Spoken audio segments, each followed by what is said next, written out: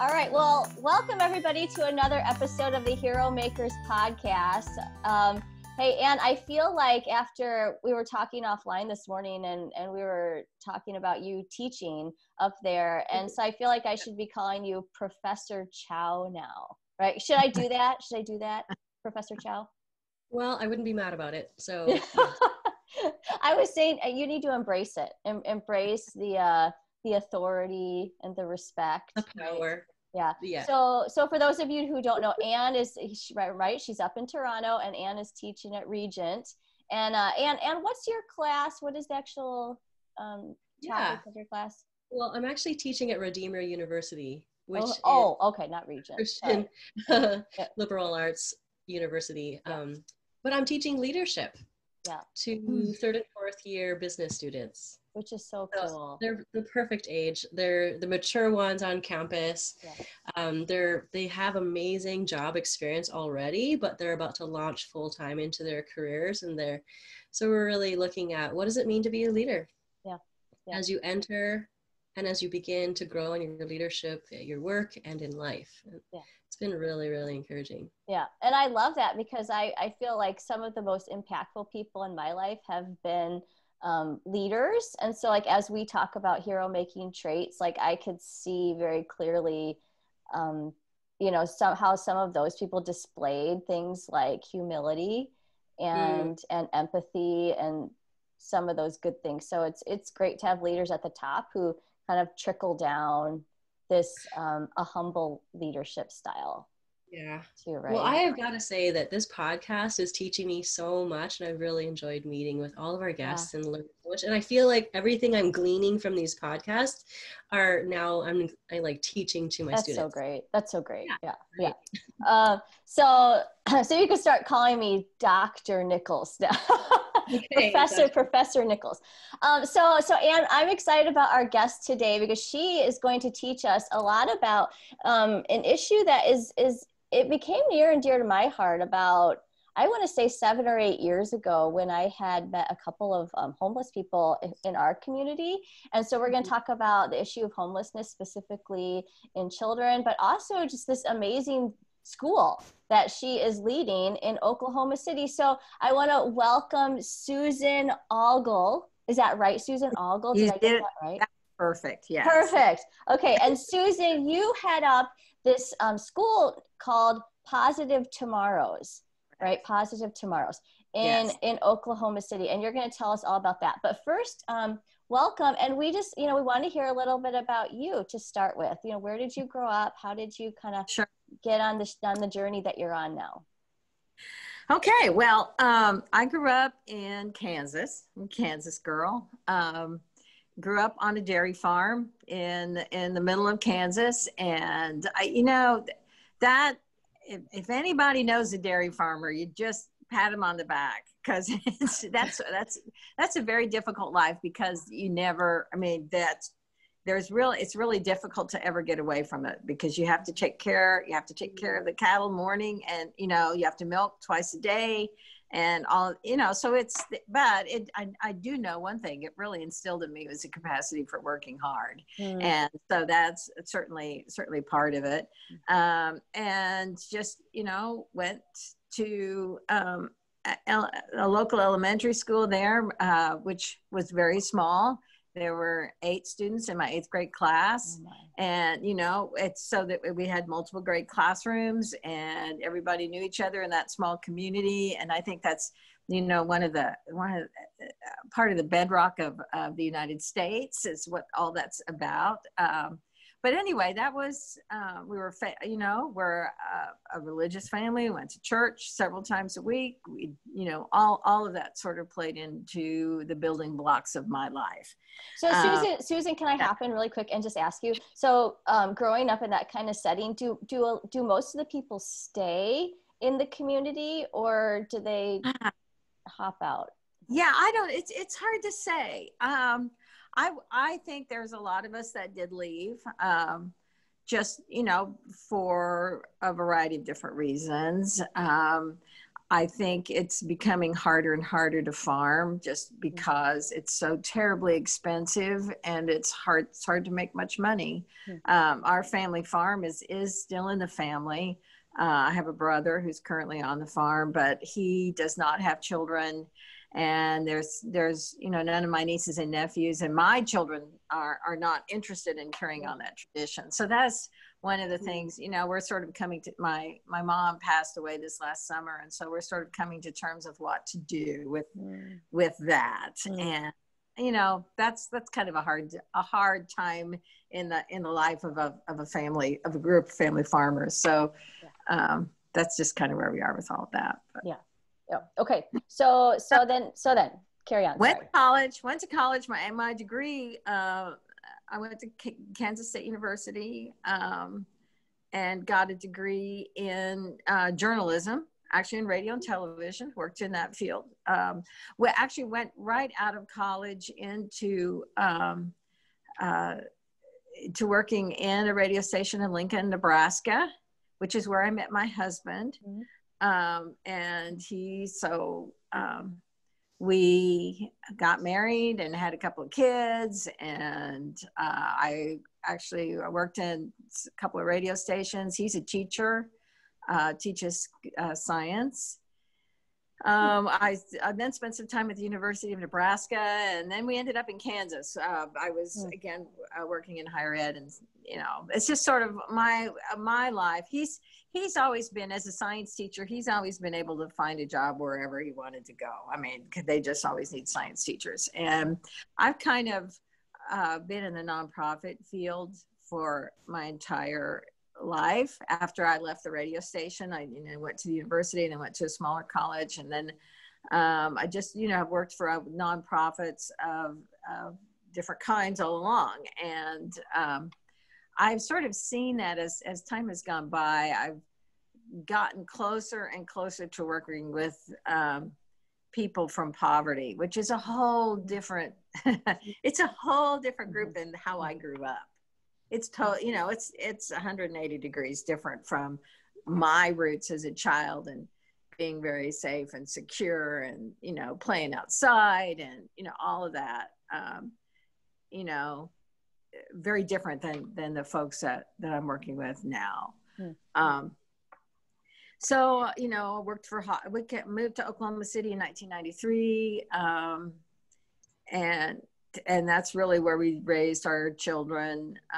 We have 2 daughters, one of whom is a veterinarian now, and the other one is a mom she's a former teacher.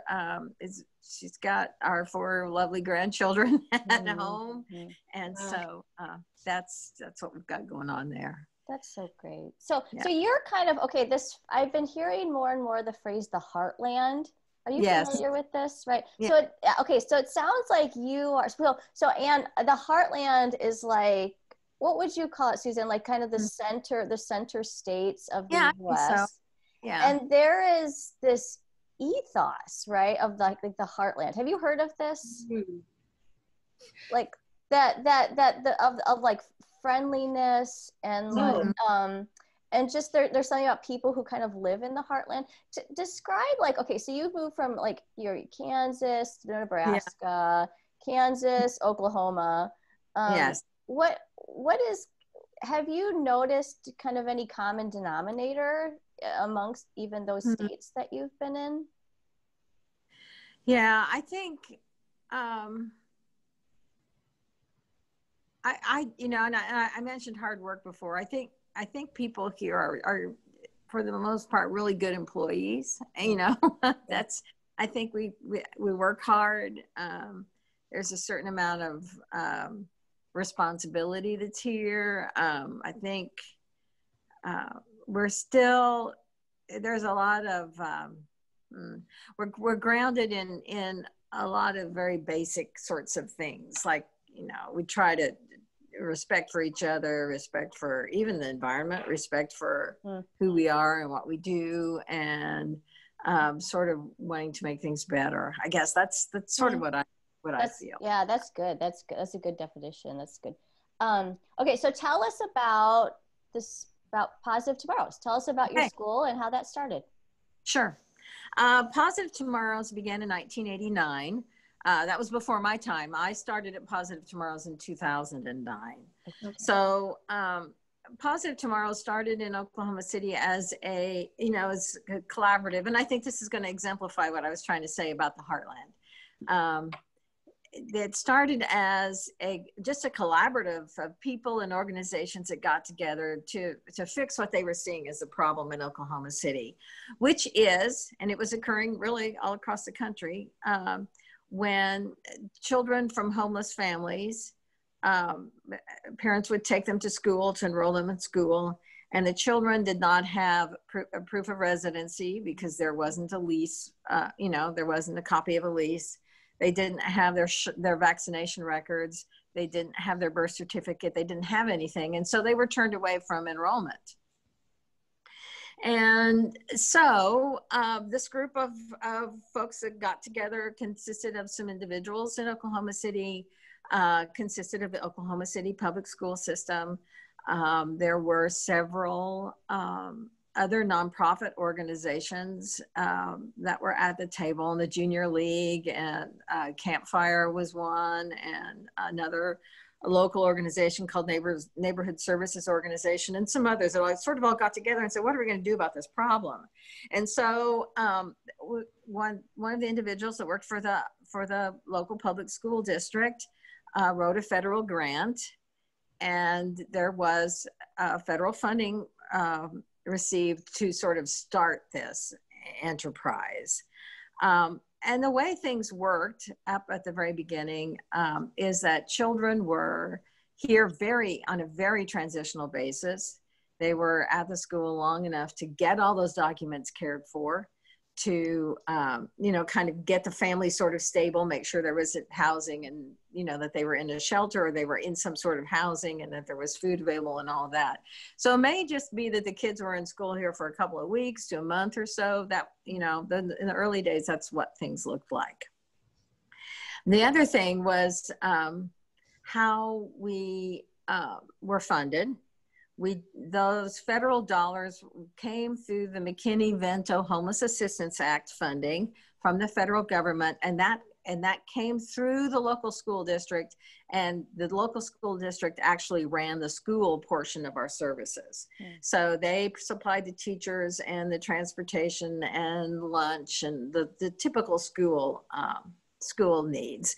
And then the nonprofit side took care of all the wraparound services, which was for, the support we provide to families, and just some other things, providing clothing and all the wraparound stuff. But then it was when No Child Left Behind was passed, and I believe that was about in 2006.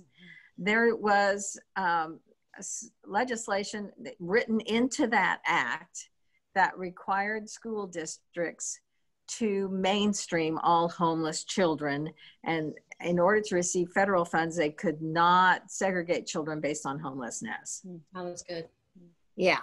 And, and the purpose of all of that, I think the assumption in Congress was that children in living in shelters or whatever were not being cared for appropriately. They may be sending a teacher out there, period, that sort of thing. But, what we saw is that kids need more. They don't need the same that the public schools can provide, but the children that we're serving needing much more.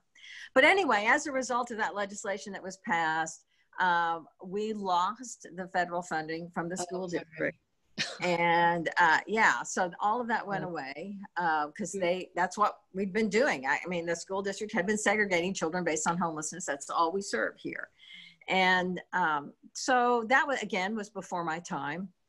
And I know that the board of directors at the time really took a hard look at things. There was a period of a year where we just went to an after-school program while the board did some strategic planning, and just trying to figure out what do we do now. And I think that was a very tenuous time for Positive Tomorrows, and I know that it very nearly closed. But at the time, eventually we had funders step up after about that year of planning. Funders stepped up. The board determined there was still a need. And so the school opened back up, and we are totally private right now. So we opened back up on a totally private basis. We receive very little in terms of government funding. Mm-hmm. And we just moved ahead in that direction, and, you know, added a classroom at a time. Mm-hmm. And so that's where we are now. So our programs basically consist of, we work with children whose families are homeless or at risk for homelessness based on the fact that they've been homeless a couple of times previously, you know, those sorts of things. So at any point in time, we have children that are living in the local homeless shelters. We have children from the local domestic violence shelter. Mm-hmm. We have children whose parents may be in some sort of a program, and so they're in a transitional living environment. We may have kids who's, we're located right next to a prison diversion program for women. And some of those women have children who are in our school, or mom and dad may be in a rehab program or some other kind of a situation. And then we always have a pretty good number of children that you could call couch homeless, and that basically means they're bouncing around from place to place. They're living with, maybe they're staying with a family member for a couple of nights and then another family member, and then they're bounced back and forth between, or they may get some money and live in a motel for a while. Last year we enrolled children at the beginning, we enrolled 2 children from 2 families that were both living in tents. We'll see children that have lived in abandoned houses with no water or electricity. We've seen kids living in storage sheds and garages and basements and just wherever they can live to stay off the street. Can I ask you a question, Susan? Yeah. So I really appreciate all the different complexities that you're explaining. That's so helpful, because it's not just one story. Right. Them all, right? So it's more complicated, more complex. So anyway, but I just wanted, so I'm going to start with a story and then we ask my question. Okay, sure. I've never lived in the heartland, but I did live in Madison, Wisconsin, which is the Midwest. Yes. And they love it too. They're like, we're proud Midwestern. And I was like, this is fun. You guys are good people. Anyway, the friend of mine, I think he was in his late 20s. Mm-hmm. He lived and was born and raised in Madison, Wisconsin for his whole life. And then he went to visit a friend of ours in Los Angeles. Right. And it was his first time. And then he was asking our friend, what are those people doing? They're like, what do you mean? They're like, why are they here? And she's like, well, they're just hanging out. Yeah.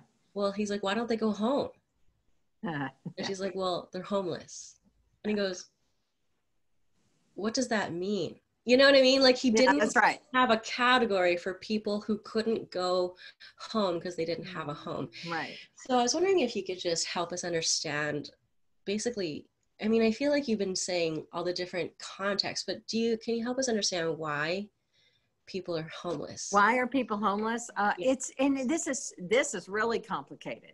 It's not just one reason. It can be a myriad of reasons. Okay. Sometimes they lose a job and they get evicted from their apartment, and it's hard to find someone else to rent to you. And here's the issue that I want to talk about eviction for just a little bit. I think that's something we're a little concerned about right now with the pandemic and everything that's going on. And there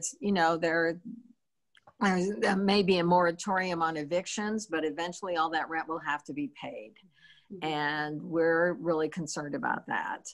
In Oklahoma City, there was a newspaper story, it's been a couple of years ago, but Oklahoma City ranked 20th in the country regarding the number of evictions.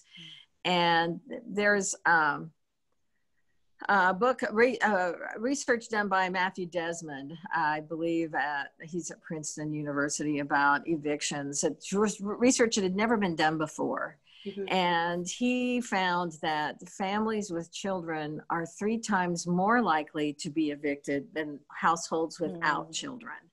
And so that's a rather stunning statistic. You know, kids do stuff. You know, kids do stuff. And he tells a story in the book that he wrote about just boys are out in front of the apartment complex throwing snowballs at cars that went by, and one of the cars stopped, and the gentleman chased him up into the apartment and pounded on the door and basically broke the door. And the family was evicted as a result of that. So, you know, it's just that kids break windows, they do stuff, and there are landlords that just don't, that take a very dim view of anything like that at all. So there's just a lot going on there. So that's that's part of it. There can be any, you know, it can be. I know one family. This is back several years, but it was a family who a husband and wife who owned their own cleaning business. Self-employed. She got sick with cancer. And again, because they were self-employed, small, you know, they had children, they were doing well, but they did not have insurance. They pretty much spent everything they had on her. He also had some heart problems. I mean, they lost everything, and she died, and he's left with these kids, and they have no place to go, and ended up in the local homeless shelter. So it can be that, it can be mental illness, it can be, and it can be a combination of things. And if you're self-medicating with a drug of one kind or another, then addiction comes into play. There are so many things that can go wrong. And there are many, many, many families in the United States today that are just a paycheck or two away from homelessness. So that's very, very vulnerable. Right. Absolutely. So Susan, how many students do you serve? Okay. Currently we have spots for 100 students. We are getting ready to open an early Head Start classroom, which will be infants to 3, which will add eight more kids. We don't currently have all those 100 elementary school spots filled. It usually takes us, this is the time of year when things start to fill up. I think we're at 76 right now.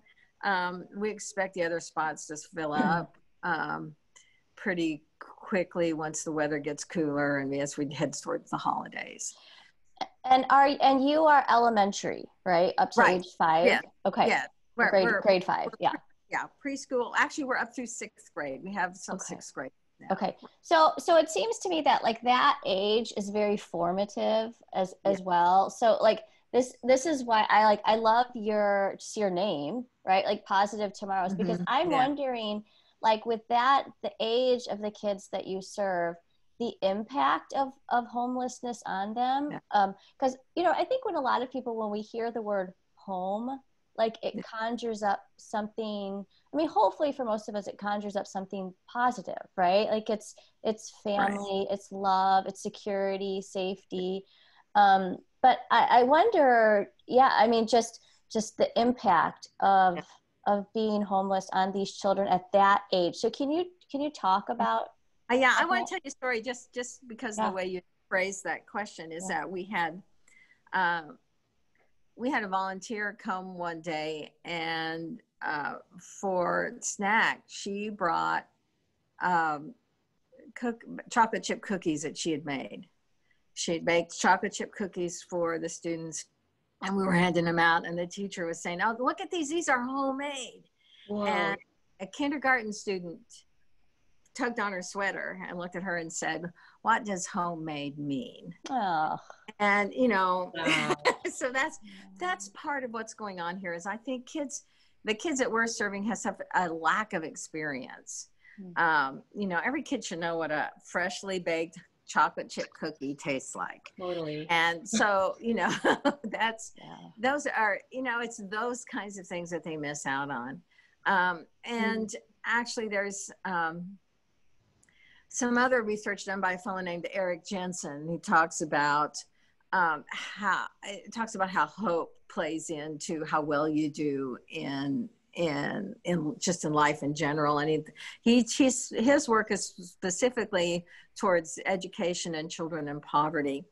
And, you know, after a child hears no so many times, I mean, there's no, you can't do this. No, I can't buy you school supplies.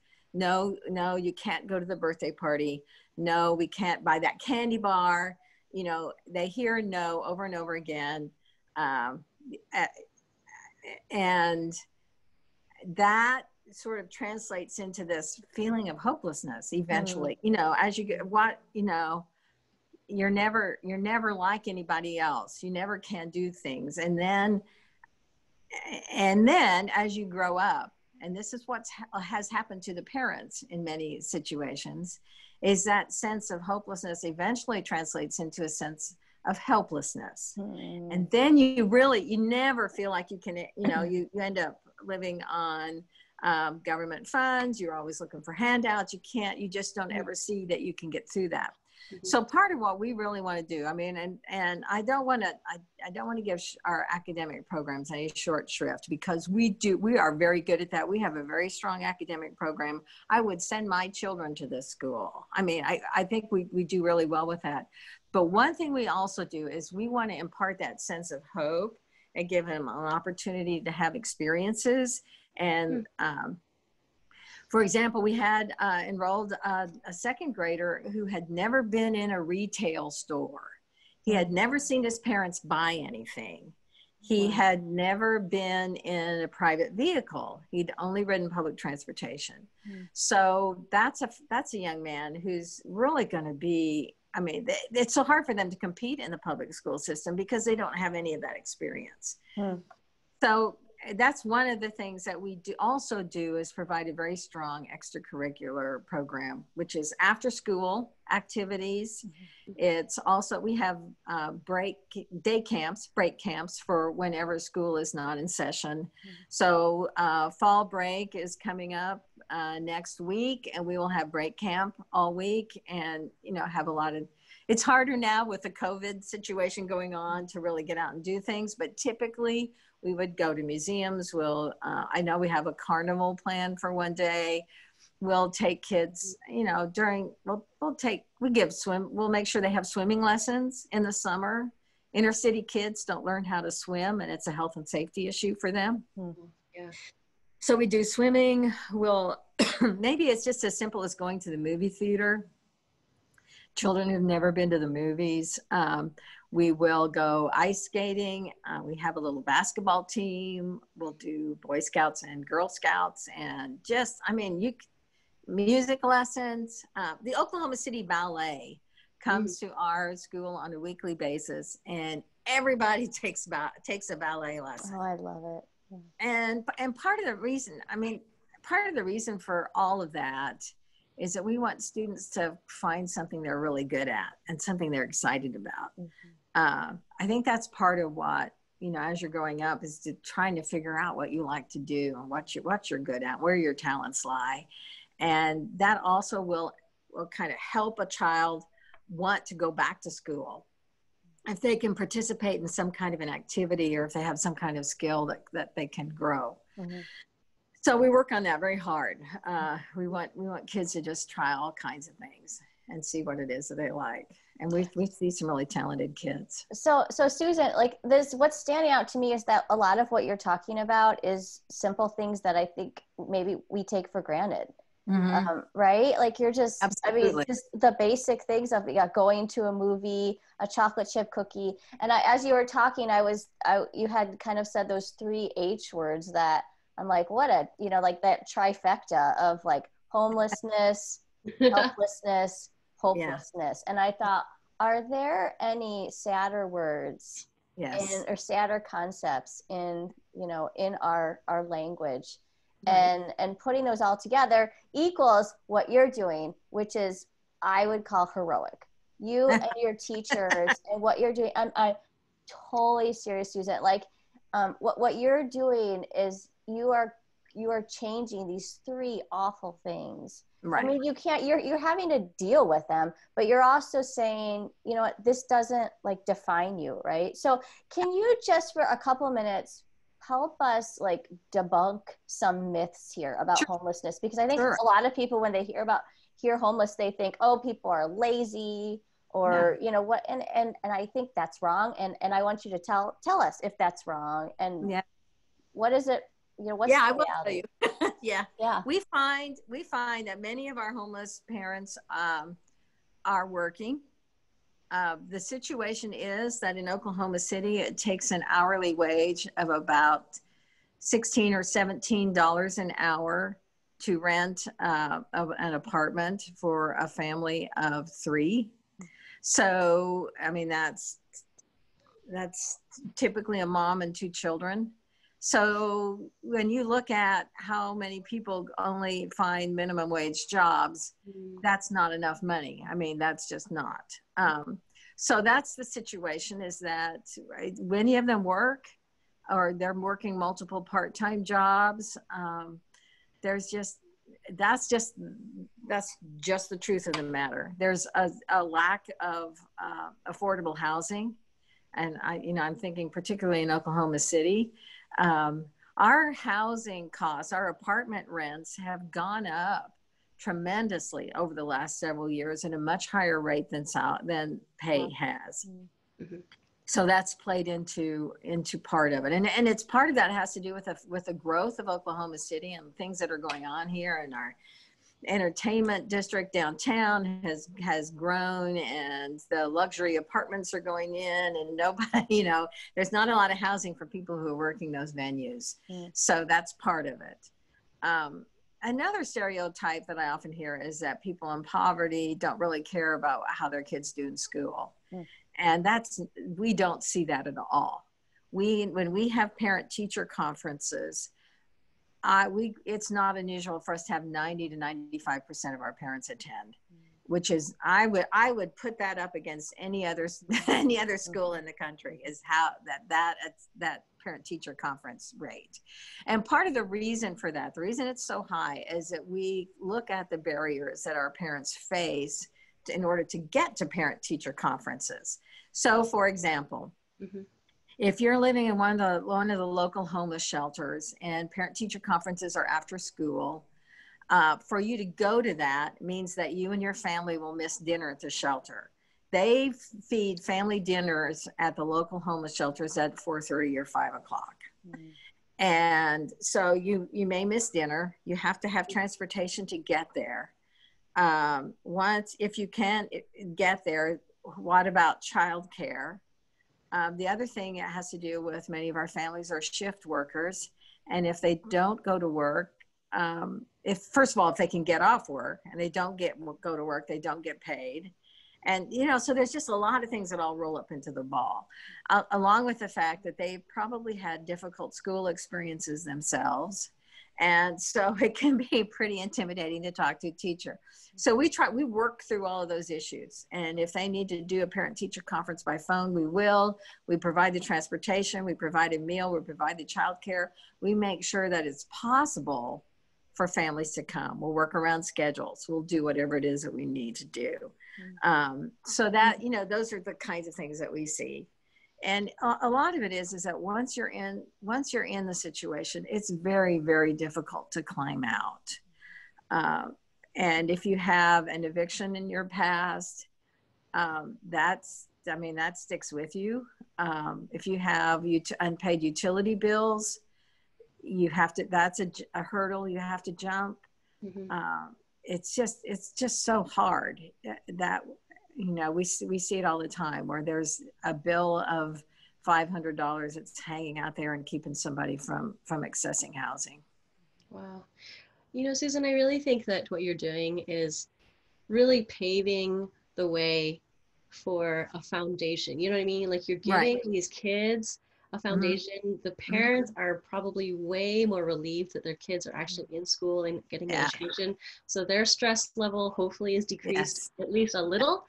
And Yes. I really, okay, so I'm going to give you a little example and then I'm going to relate it to your school. Okay. All right. Great. Yeah. I worked at the Salvation Army doing the Christmas kettle campaign. You know, those like people who are amazing, who stand by the kettles. And I replace people so they could have breaks. So I'm standing there at the kettle. Everybody should do that at one point in your life, because I think it's a study in humanity. And the people that came by and they said, hey, I'm going to give because I needed Salvation Army at one point in my life, but now I'm in a place where I can give back. And they were incredibly generous. So all the kettles that we had in like the rougher parts of the city, or, you know what I mean? Like they were overflowing. And then I held kettles in like the wealthy areas, and I was really excited about that. But their attitudes towards poverty and poor people were complete opposite. They're like, I've worked hard for my money. They should just be, you know, less lazy and work hard for their money too. And it was like, there's no opportunity for engagement on the topic, but I wish that they had stuck around. And those kettles, I just moved because they were pointless. You know what I mean? Like nobody was giving. But anyway, I really feel like I want to apply that to your school, because I really hope that it pays forward. You know what I mean? And that you are now really setting up a new generation and the next generations, because you guys have been around for a while. Yeah. Just for them to pay it back. Actually we do. We have a brand new board member who is a former student of Positive Tomorrows. I have a staff person who is a former student at Positive Positive Tomorrows. You know, our board member is a young woman who actually when she tells the story of when she was here, she actually was living in the domestic violence shelter with her mom and I think some siblings. And she tells a story about how she had forgotten her birthday was coming up. There was so much drama and so much going on in the household. And, you know, she had forgotten her birthday, and she was sitting in the class that day, or I guess maybe it was at lunch, and the teachers walked in singing happy birthday to her with a, and she says, this dates me because they gave her a Sony Walkman. Okay. So she says it's all these dates, but it was so cool. She said, I'd forgotten it was my birthday. And she said, I just cried because you know, so, but she said that while she was a student at Positive Tomorrows, she had decided that she was going to purchase a house by the time she was 25. Whoa. And she did. And I mean, it's just, that's such a cool story. And now she's on our board of directors. She's works as a director of ministry at one of the local large churches. She is retired from the police force. She worked with the police department for a while. Yeah. And she's an amazing young lady, and I'm thrilled that she's on our board. But, you know, we're starting to see that. We've been around long enough that we're starting to see that. We run into people now and then. We'll run into who'll say, I was a student at Positive Tomorrows. So we're seeing those folks out there. And that's always so gratifying when we do. It's so good. Yeah, it is. Right. I was reading the hero traits that Laurie was referring to. And I really think that the trait of intentionality really applies to you, because I feel like you're tackling from so many different areas and different angles, like trying to tackle poverty. And it's not just, it's the evictions, it's also minimum wage, it's also housing, and how difficult it is. And so you're really understanding the whole context of poverty. So can you talk to us a little bit about how, like, intentionality and how much that plays into your planning and how you do your work? Yeah. I mean, we really try to think about what it is we need to do to make this student and this family situation a normal one. I mean, that's our goal. Our goal. We don't keep kids for multiple years. I want to be sure I get that in. We don't keep children all the way from pre-K through 5th grade. Our goal is to take students who they need help academically, they need help socially. We want to get them up to speed in those two areas, while at the same time we work with parents. We help parents determine what their needs are. Okay. First of all, we make sure they have housing and food and clothing and all that stuff. But then we help them become more employable. provide, referrals if we need to. We want to help them deal with their issues. If they have past evictions, and, we'll help them deal with those. We'll gain employment skills, help them if they want to go back to school, whatever it is, what their goals are. Because we want, once the families become stable and they're living in their own housing and they've done that for a while and they're paying their bills, and and they look good and the kids are doing well in school, then we will help transition the children back into public school. We keep kids for a year or two, maybe longer, because that's, we want to get everybody just to be contributing members of society, living in their own housing, that the kids can hold their own in the classroom. And so we are very intentional about making those things happen. And we do see success in that. And it's just very gratifying. And, the staff here is amazing. We have case managers who are, they work 24/7. Our teachers are just incredible with how they work with the students. And we understand the impact that the trauma of homelessness has had on these kids' life. And so we're dealing with, all the trauma stuff, and classroom management is wonderful. And we've just got, our staff is just amazing. And they make all of this happen. So Susan, I want to wrap up by just letting people know that they can donate to your school, because you do have to raise all your own funds. So and I love it, because if you hop on your website, which is positivetomorrows.org, and we'll put a link to that in the show notes. But I love it because you have things on here like transportation, a snack, emergency shelter, art class, instruction for a classroom, field trips, like that people can be intentional about even where they want their money to go in specific ways. So any final words of encouragement, Susan?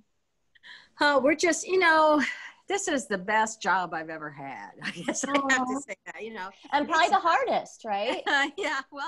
Probably. But, it's just, I think, again, it just relates to the staff that we've got to work with, and the kids are amazing. If it's a bad day and I'm tired of looking at the spreadsheets, if I can walk down the hallway, all that just melts away. So, it's these kids, the children that we're serving are amazing kids, and they're funny and they're bright, and they've got just a lot of cool things going on all the time. It's my pleasure to be here and to do what we do. And I know that my colleagues would say the same. And I invite anybody to take a look at our website. We're just got a lot of really neat things going on, and I'm glad to be part of it. Well, Susan, kudos to you. I'm amazed at our school principal that we have here in our elementary school with our kids, and you're doing that, and plus your fundraising, plus, just well done.